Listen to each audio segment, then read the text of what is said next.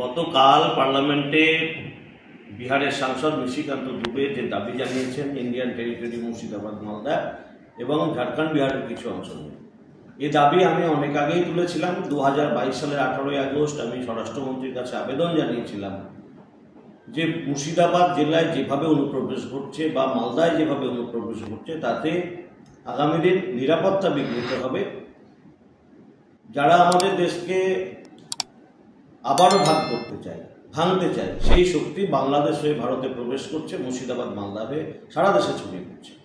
প্রশাসন একেবারে নির্বিকার, প্রশাসন দলদাসের মতো কাজ করে।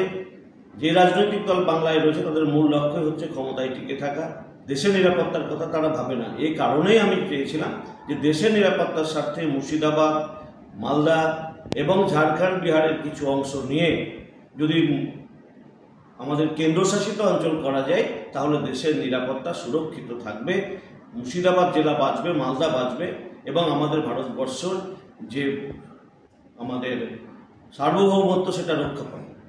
তো সেই দাবিকে আজকে পার্লামেন্টে নিশিকান্ত দুবে তুলেছে। ধন্যবাদ তাকেও যে আমি 2 বছর আগে যে দাবি তুলেছিলাম আজ পার্টি সেই সিদ্ধান্তে আজকে আস্থা রেখেছে এবং পার্টির পক্ষ থেকেও নিশিকান্ত দুবে আমাদের সাংসদ, তিনি আন্দোলন করছেন, তিনি আওয়াজ তুলেছেন।